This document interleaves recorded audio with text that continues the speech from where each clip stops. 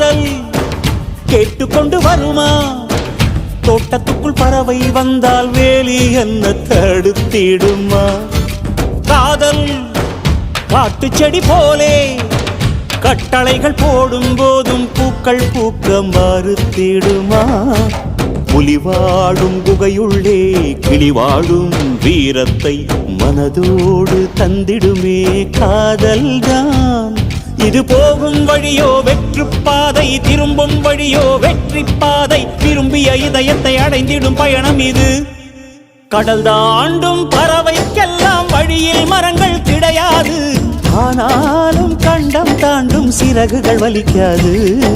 மலையேறும் எறும்பின் கால்கள் வெயிலை மிதித்து உடையாது.